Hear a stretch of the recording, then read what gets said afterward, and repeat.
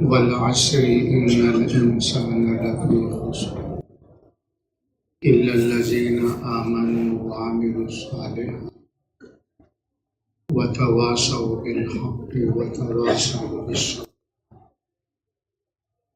وقال الله سبحانه وتعالى: كنتم خير أمة أخرجت للناس تأمرون بالمعروف وتنهون عن المنكر وتؤمنون بالله. وقال النبي صلى الله عليه وسلم: بلغوا عني ولو آية. وقال النبي صلى الله عليه وسلم: لغدوة في سبيل الله أو راحة خير من الدنيا وما فيها، أو كما قال عليه الصلاة والسلام.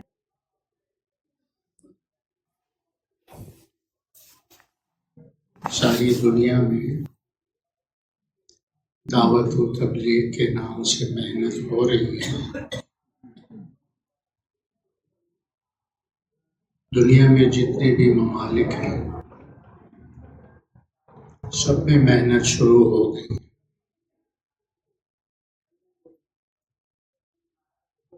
ہمارے بڑے فرماتے ہیں اس محنت سے ہمارے دو ہدف حاصل کرنا مقصود ہے۔ پہلا ہدف یہ ہے کہ حضور صلی اللہ علیہ وسلم نے امت مسلمہ کو دین کے اعتبار سے جس سطح پر چھوڑا تھا، یہ امت مسلمہ دین کے اعتبار سے اس سطح پر آ جائے۔ حضور صلی اللہ علیہ وسلم پر اللہ رب العزت نے دین کو مکمل فرما دیا، شریعت کو مکمل فرما دیا۔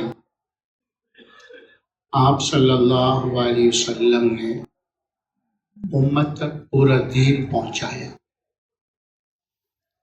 اور امت کو پورے دین پر چھوڑا۔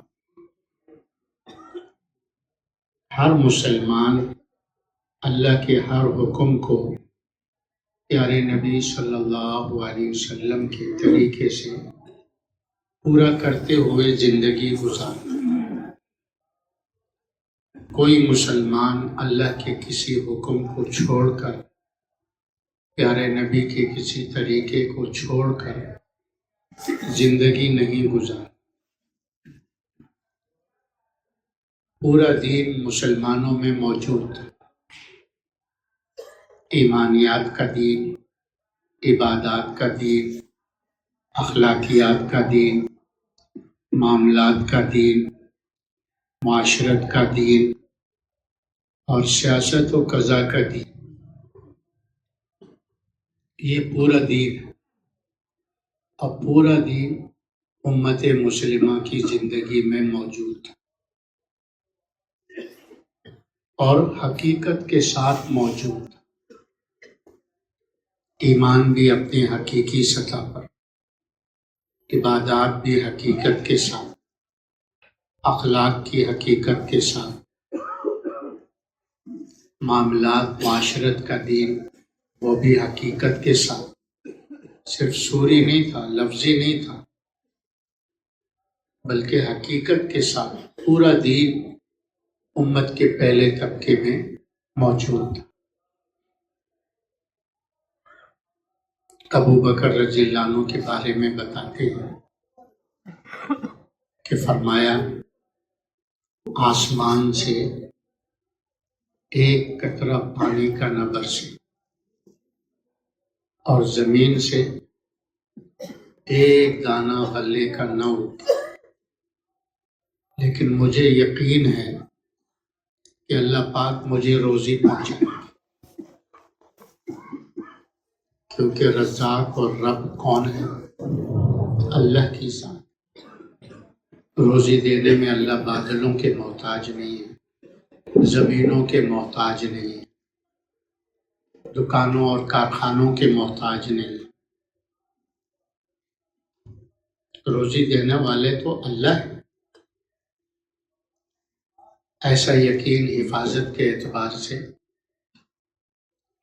حضور صلی اللہ علیہ وسلم سے سیکھا تھا۔ حضور صلی اللہ علیہ وسلم صحابہ کی جماعت کے ساتھ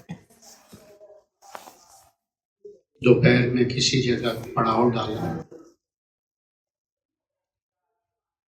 تو جھاڑیاں تھی، ایک گھنی جھاڑی درخت حضور صلی اللہ علیہ وسلم کے لیے سائے کے لیے چھوڑ دیا، اور باقی صحابہ منتشر ہو کر دوسری جھاڑیوں کے سائے میں بیٹھ گئے، آرام کرنے لگے۔ حضور نے اپنی تلوار کو درخت کی ٹہنی پہ لٹکا دیا۔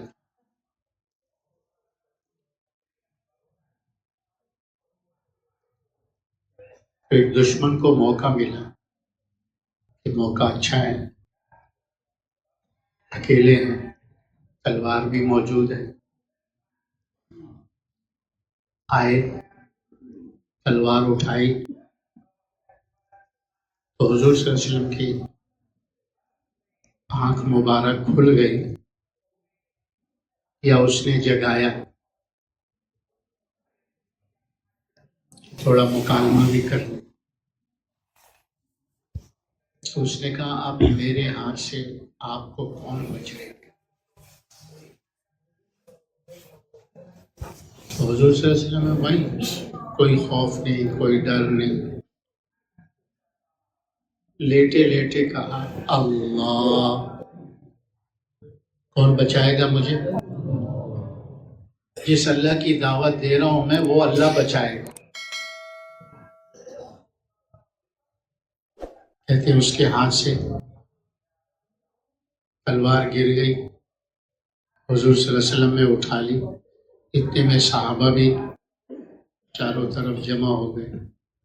حضور نے اس سے کہا کہ اب تم بتاؤ تمہیں کون بچائے؟ تو حفاظت کرنے والا اللہ ہے۔ حفاظت کرنے والا کون ہے؟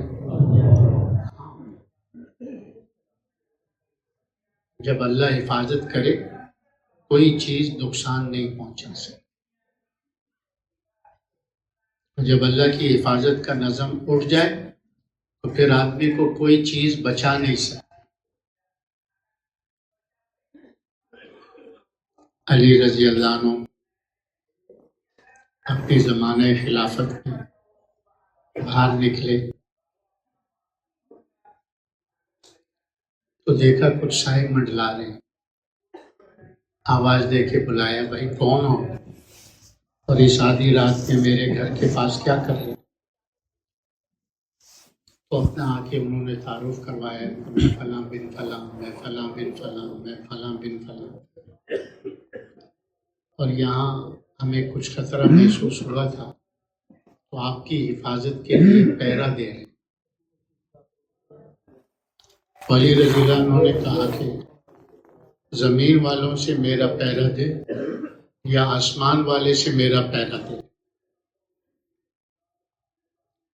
انہوں نے کہا آسمان والوں سے بھلا ہم کیسے پہرا دے سکتے ہیں، زمین والوں سے آپ کا پہرا دے رہے ہیں، آپ کی حفاظت کریں۔ علی رضی اللہ عنہ نے فرمایا جاؤ آرام سے سو جاؤ، اس لیے کہ جب آسمان پر فیصلہ ہوتا ہے حفاظت کا تو زمین پہ کوئی نقصان نہیں پہنچا سکتا، اور اگر آسمان پر ہلاکت کا فیصلہ ہو تو زمین پہ اس کو کوئی بچا نہیں سکتا۔ جاؤ آرام سے سو جاؤ۔ تو یقین اپنی حقیقت کے ساتھ، اللہ کے غیر کا یقین دلوں سے نکلا ہوا ہے۔ اس لیے اللہ پاک نے ہر مخلوق کو ان کے لیے مسخر کر دیا۔ تسخیر عالم کا جو نسخہ بتاتے ہیں کہ غیر کو اندر سے نکال دو، سارا عالم اللہ مسخر کر دے، سارا عالم۔ تو یقین اور ایمان حقیقت کے ساتھ نماز حقیقت کے ساتھ حضور صلی اللہ علیہ وسلم نماز پڑھتے تھے ماشاءاللہ، اور اسی پر صحابہ کو ڈالا تھا۔ ابو بکر رضی اللہ عنہ نماز پڑھتے، قرآن پڑھتے، قریش کی عورتیں اور بچے ان کا قرآن سننے کے لیے کھڑے ہو جاتے۔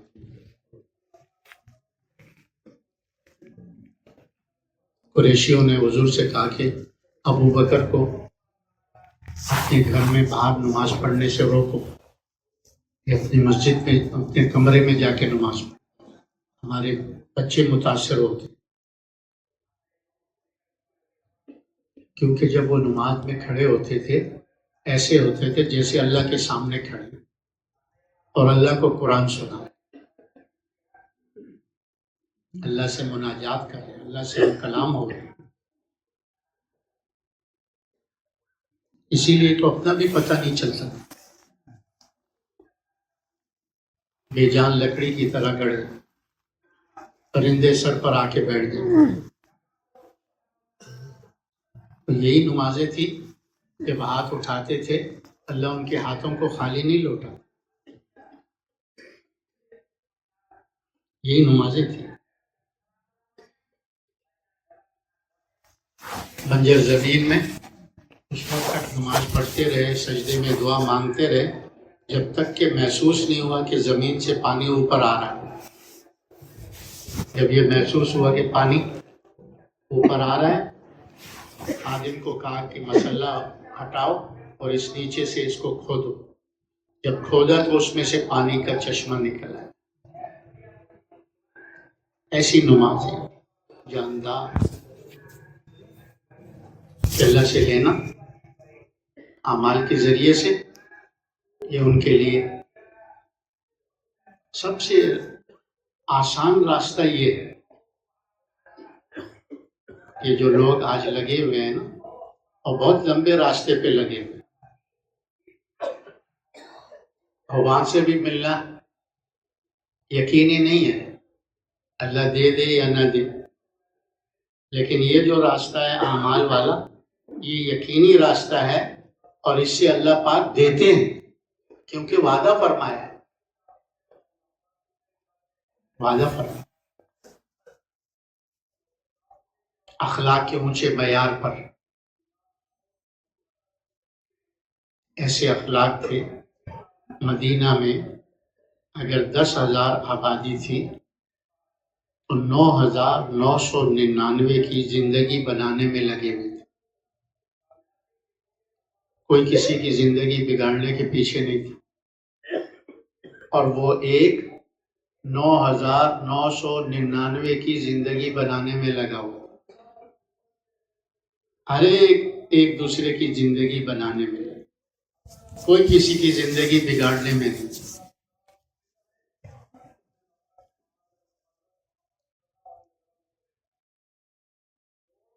معاملات ایسے درست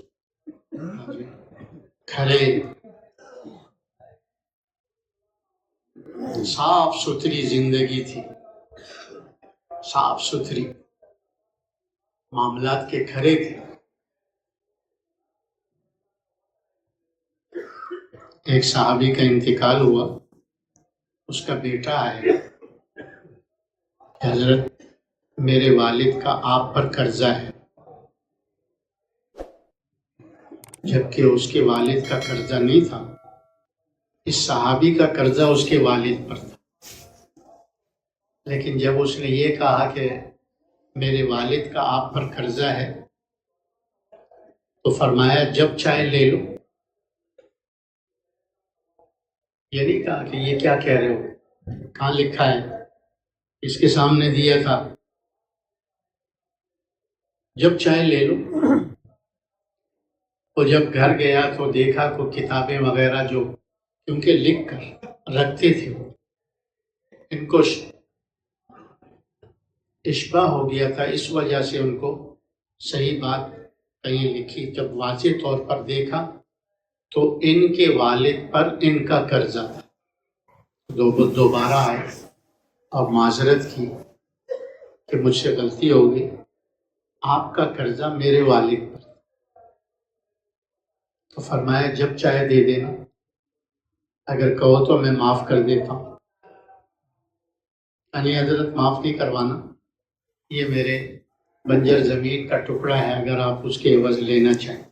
کہا ٹھیک ہے دے دو، اور وہیں مسلح بچھا کر نماز پڑھ کے اس بنجر زمین کو سیراب کروایا، چشمہ نکلوایا۔ انصاف، عدل، مظلوم کی داد رسی ہوتی تھی، ظالم کا ہاتھ روکا جاتا تھا، چاروں طرف انصاف ہی انصاف۔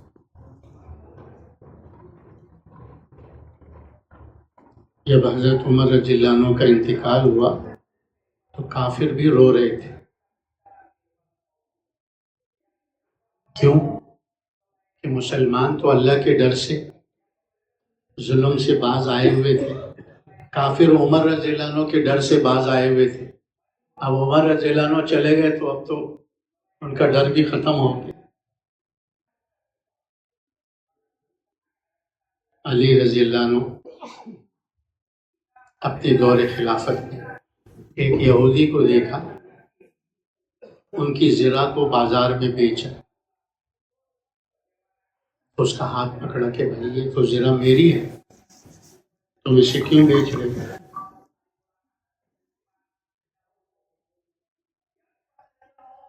تو یہودی نے کہا میری ہے۔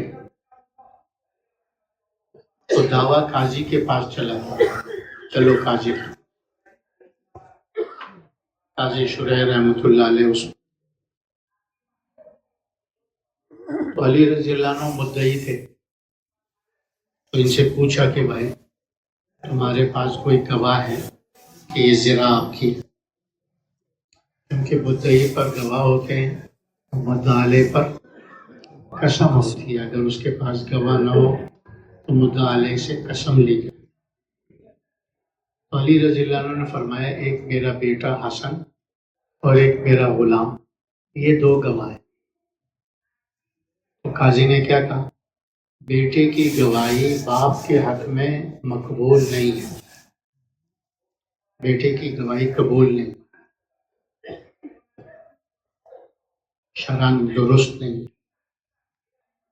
علی رضی اللہ عنہ نے کہا یہ نہیں کہا کہ آپ اس کی گواہی قبول نہیں کر رہے ہیں، اور حضور فرما رہے ہیں، آپ جمعے کے ہر خطبے میں سنتے ہیں الحسن والحسین سیدا شباب اہل الجنہ، جنت کے شہزادے ہیں، اور آپ اس کی گواہی اس چھوٹی سی چیز زرہ کے لیے قبول نہیں کرتے۔ شریعت کا جو فیصلہ ہے اس کو تو سب کو قبول کرنا ہے، چاہے خلیفہ ہے چاہے خلیفہ نہیں ہے۔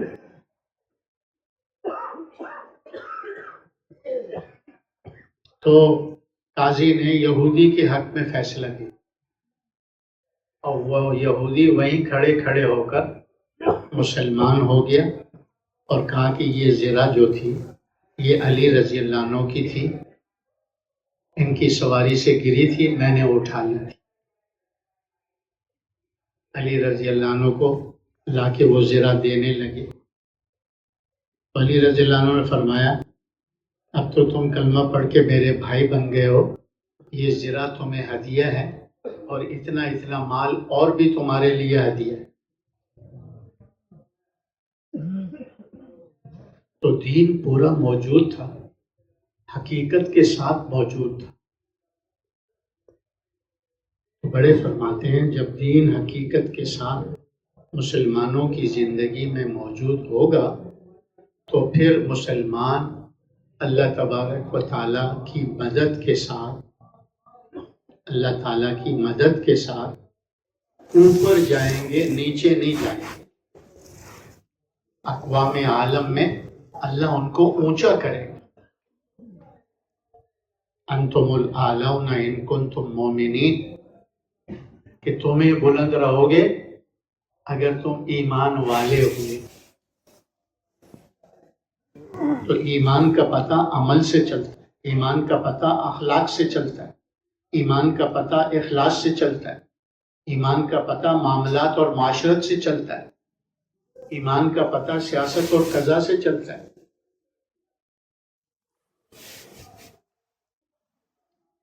اسی لیے اللہ نے امت کے پہلے طبقے کو بہت اونچا رکھا ہوا ہے، بہت اونچا رکھا ہوا ہے۔ کیوں بھائی؟ دوسرا ہدف ہمارے بڑے فرماتے ہیں، حضور صلی اللہ علیہ وسلم نے امت کو دین کی محنت کے اعتبار سے جس سطح پر چھوڑا تھا، یہ امت دوبارہ اسی سطح پر آ جائے۔ حضور صلی اللہ علیہ وسلم نے امت کو دین کی محنت کے اعتبار سے کس سطح پر چھوڑا تھا کہ جس وقت جہاں کے لیے جن کے ساتھ کہا جاتا، جتنے وقت کے لیے کہا جاتا، جس حال میں بھی کہا جاتا، وہ جانے کے لیے تیار۔ دین کے کسی تقاضے سے پیچھے نہیں رہتے۔ آواز لگتی تھی الصلاۃ الجامعہ، بھائی آ جاؤ، جمع ہو جاؤ مسجد میں، حضور کی مسجد میں جمع ہو جاؤ۔ دکاندار دکان کو چھوڑ کے، مزدور مزدوری کو چھوڑ کے، باغ والا باغ کو چھوڑ کے، کھیتی والا کھیتی کو چھوڑ کر سب مسجد میں جمع ہو جائے۔ اور چونکہ یہ دعوت کا کام ختم نبوت کی برکت سے اس امت کے ذمے اللہ نے لگایا ہے، اور یہ کام ترغیب کا کام ہے۔ حضور صلی اللہ علیہ وسلم نے جب بھی جماعت بنائی ہے، ترغیب دے کر بنائی۔ کیا دے کر بنائی؟ فضائل سنا کر، شوق دلا کر، فضائل سنا کر، شوق دلا کر۔ جب حضور صلی اللہ علیہ وسلم ترغیب دے کر تقاضا رکھتے تو جو مجمع سامنے ہوتا ان میں سے کوئی بھی ایک ایسا نہیں ہوتا تھا جو کہے میں نہیں جا سکتا۔ ہر ایک جانے کے لیے تیار۔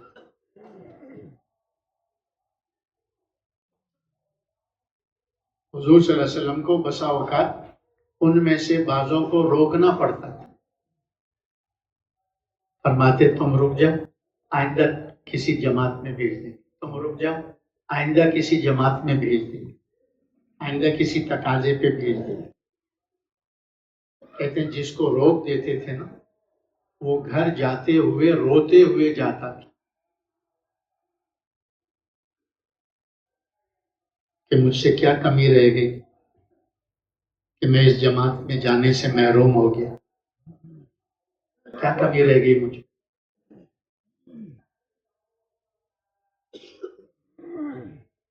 تو 100% مجمع تیار، کوئی پیچھے نہیں رہتا تھا تقاضے سے۔ تو اس سطح پر حضور صلی اللہ علیہ وسلم نے امت کو محنت کے اعتبار سے چھوڑا۔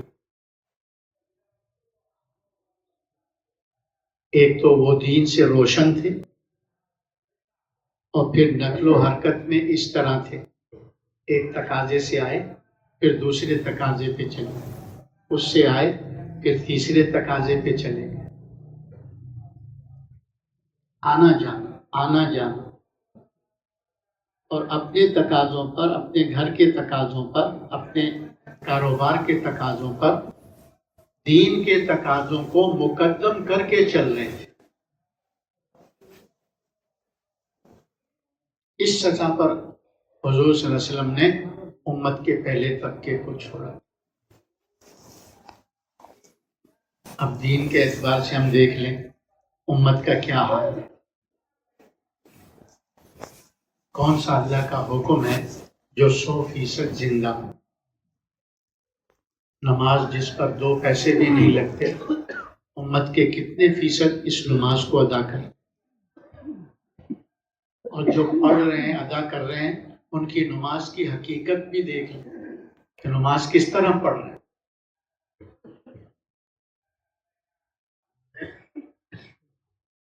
باقی احکامات کو تو چھوڑ، تو دین کے اعتبار سے امت یہاں تک پہنچی کہ اللہ کا کوئی حکم حضور کے طریقے سے 100% امت میں زندہ نہیں. یقین کا بٹھا بیٹھا ہوا ہے، اعمال کا بٹھا بیٹھا ہوا ہے، اخلاق کا بٹھا بیٹھا ہوا ہے، اخلاص کا، معاملات اور معاشرت کا تو پوچھو ہی نہیں. غیروں سے بھی 2 ہاتھ آگے، لوٹ مار میں لگے.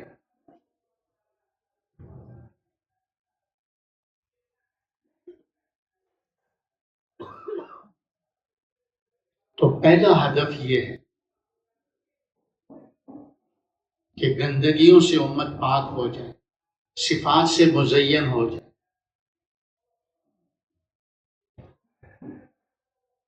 کیونکہ اس امت کی مثال سورج کی طرح ہے.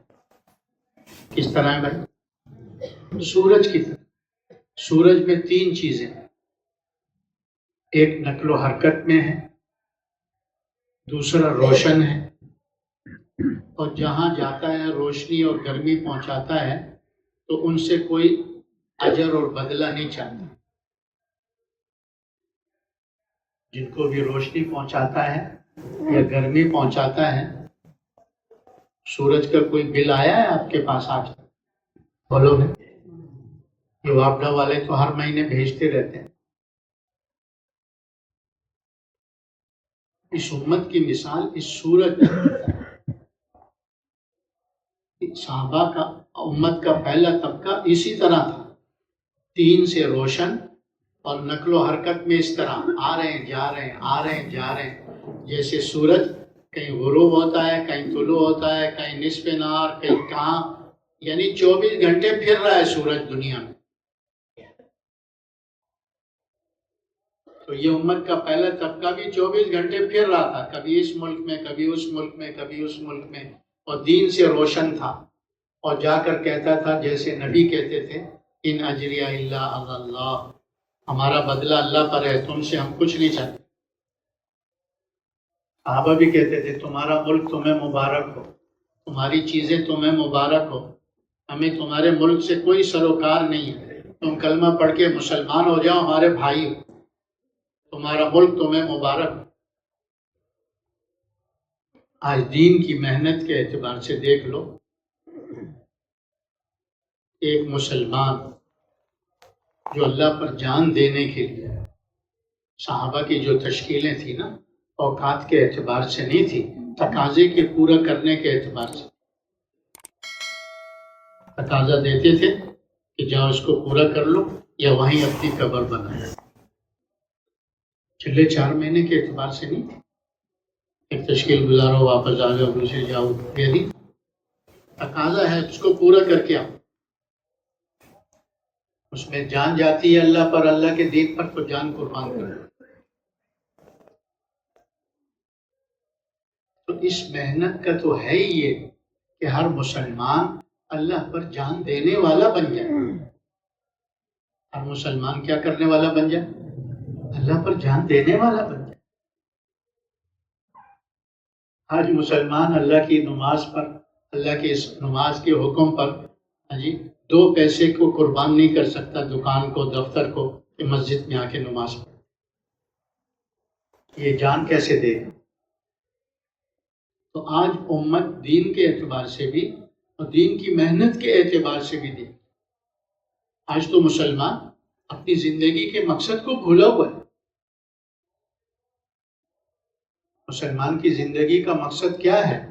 دعوت اللہ، خروج فی سبیل اللہ، لإعلاء کلمۃ اللہ فی العالم. اللہ کی طرف بلانا، اللہ کے راستے میں نکلنا تاکہ اللہ کا کلمہ ساری دنیا میں بلند. یہ مسلمان کی زندگی کا مقصد. آج مسلمان کیا کہہ رہے ہیں؟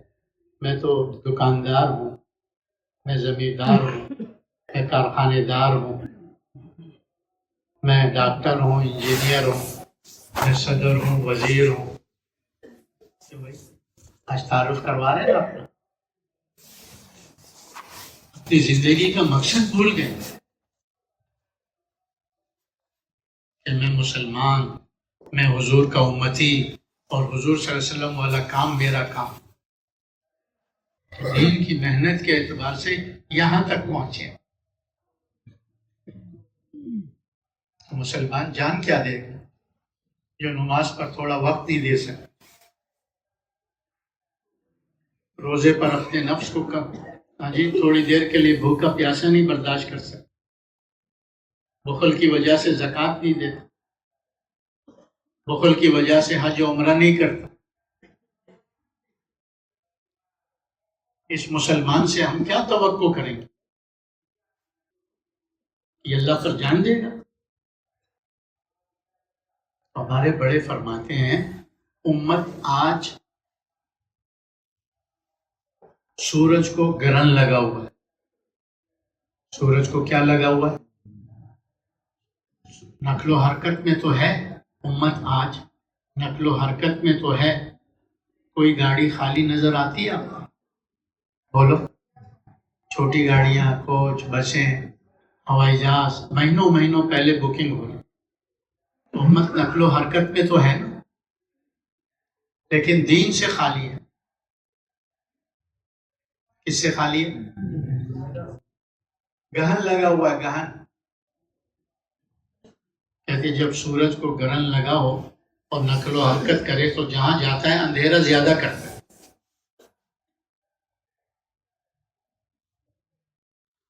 اور پھر نقل و حرکت میں ہے اور گہن لگا ہوا ہے، اور جہاں جاتا ہے کہتے ہیں ہم تم سے کچھ لینے کے لیے آئے، ہمیں پاؤنڈ دے دو، ہمیں ڈالر دے دو، ہمیں ریال دے دو، ہمیں درہم دے دو، کشکول لیے پھر رہے بدے نام اللہ، بدے نام اللہ۔ مسلمان تو مخلوق سے نہیں مانگتا ہے، مسلمان کا ہاتھ تو اللہ کے خزانے میں ہوتا ہے، وہاں سے لیتا ہے، مخلوق پہ خرچ کرتا ہے۔ صحابہ لوگوں سے مانگتے نہیں تھے، کس سے مانگتے تھے؟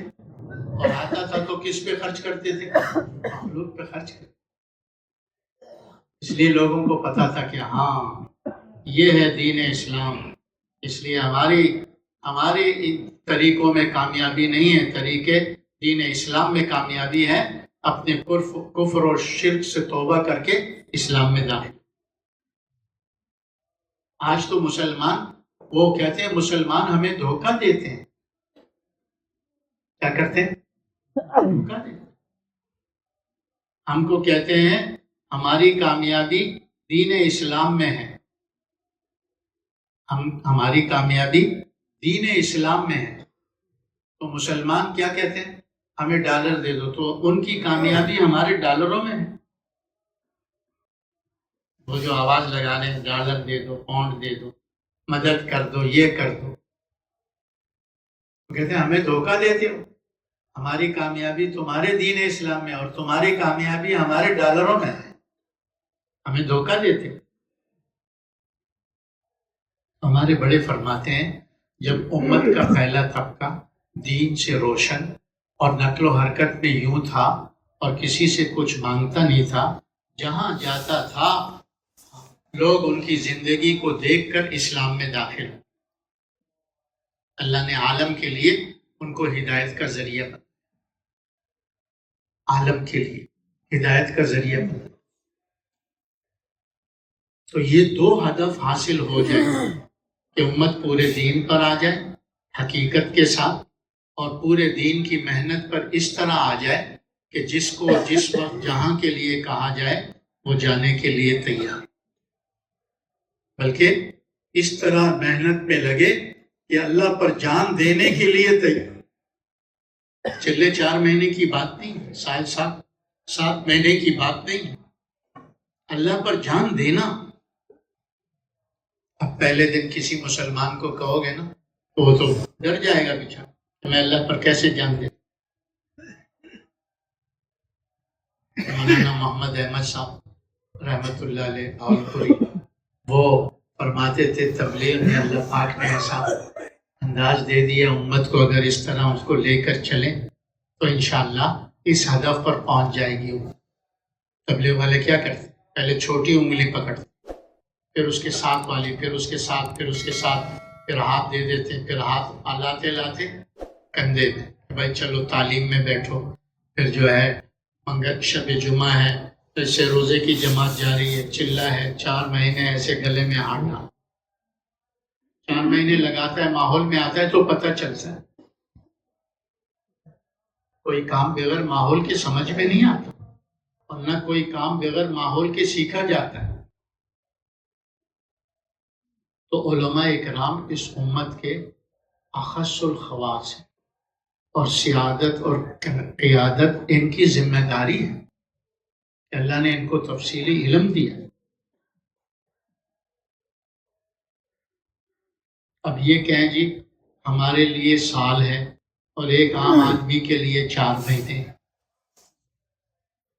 اور کوئی تو ہاں وہ یہ بھی کہہ دیتا ہے کہ ہم کوئی بڑے پاپی ہیں جو ہمیں سال کے لیے، ہم نے بڑے پاپ کیے ہیں کیا، ہمیں ان کو 4 مہینے اور ہمیں سال کے لیے۔ ہمارے بڑے فرماتے ہیں ایک رنگ روٹ کی ٹریننگ میں اور ایک افسر فوجی کی ٹریننگ میں فرق ہوتا ہے۔ رنگ روٹ کو صرف بندوق چلانا سکھاتے، اور افسر کو کیا کرتے ہیں، بندوق بنانا سکھاتے۔ رنگ روٹ کو بم پھینکنا سکھاتے، اور افسر کو کیا کرتے ہیں، بم بنانا سکھاتے۔ تو ایک افسر کی اور ایک رنگ روٹ کی ٹریننگ میں فرق نہیں ہوگا۔ اس لیے کہتے ہیں بھائی پھر ہمیں 3 سال، 1 سال عربستان میں لگائیں، 1 سال کفرستان میں لگائیں۔ بھائی آپ نے تو پوری زندگی دی ہوئی ہے، آپ تو مشورے سے جیسے طے ہو ویسے چلو۔ کیوں بھائی؟ مولانا جمشید صاحب رحمۃ اللہ علیہ فرمایا کرتے تھے جس نے پہلے دن سے مدرسے میں داخلہ لیا اس نے اسی دن سے نیت کر لی کہ ساری زندگی یہ کام کرنا ہے۔ کیوں بھائی؟ ساری زندگی دین کی محنت کرنی ہے، دین کا کام کرنا ہے، دین کو ساری دنیا میں پہنچانا ہے۔ کیوں بھائی؟ اسی نیت سے پڑھا تھا نا، تو پھر سال اور 3 سال کی کیا بات ہے؟ ہمیں تو اس مجمع سے یہ توقع ہے کہ یہ کہیں جس وقت جس حال میں جب بھی آپ کہیں، جس تقاضے کے لیے کہیں، ہم جانے کے لیے تیار، کیونکہ بعد والا مجمع تو ان کو دیکھ کر آگے چلے گا۔ قائدی اگر ڈھیلا ہو تو پھر پیچھے آنے والوں کا کیا حال ہوگا؟ کیا خیال ہے؟ مشورے سے کون کون تیار ہے کہ جس کو جس وقت جہاں کے لیے کہا جائے، خیال سے ذرا ہاتھ اٹھانا، یہاں ذرا ہاتھ اٹھانا آسان ہوتا ہے، واپس جا کر پھر وہاں پر تو اب اس مجمع میں بہت سے ساتھی ہیں جو چلے کے لیے آئے تھے یا 3 چلے کے لیے آئے تھے۔ آج بھی ایک مہمان پیش ہوئے تھے عالم کہ 4 مہینے کے لیے۔ تو علماء کا پہلا قدم تو سال کا ہے، علماء کا چلہ پہلا کون سا ہے بھائی؟ سال کا ہے۔ تو اس مجمع میں سے جو چلے سے 3 چلے سے کم و پیش اوقات سے سال مکمل کر کے جائیں گے وہ ذرا کھڑے ہو کے زیارت کروا، سال مکمل کر کے جائیں گے، پہلا قدم اٹھائیں گے تو پھر اگلا قدم اٹھے گا۔ ماشاءاللہ ماشاءاللہ ماشاءاللہ ماشاءاللہ ماشاءاللہ۔ کھڑے ہو جاؤ، کوئی بھی ایسا بیٹھا ہوا نہ ہو جس کا ابھی تک سال نہیں لگا، چلا 4 مہینے کے بعد واپس جانے کی سوچ رہا ہے۔ نہیں، پورا سال لگا کے جائیں گے، پورا سال لگا کے جائیں گے۔ کوئی بھی ساتھی ایسا بیٹھا ہوا نہ ہو۔ تو اب آپ جب جاؤ نا اپنے شعبے کے علماء کے پاس، ان کو کہنا چلہ 4 مہینے کی نہیں ہے، سال کے اعتبار سے ہماری تشکیلیں کرو اور سارے امور جو بھی ہیں علماء کی ترتیب اس پر ہمیں چلا جائیں گے انشاءاللہ، ان کے پاس بتائیں گے ان کو، تشریف رکھو۔ اب 1 سال عربستان اور 1 سال کفرستان، ان 2 سالوں کے لیے کون کون تیار ہے؟ کون جماعت جائے گا؟ عربستان کفرستان کے لیے سال 7 مہینے کی جماعت اپنے محلے سے جن کے بھی قواعد پورے ہیں جماعت لے کر آئیں گے انشاءاللہ۔ ہاں، اللہ جزائے خیر دے آپ کو۔ ابھی نماز کی تیاری کریں۔ سبحانک اللہ۔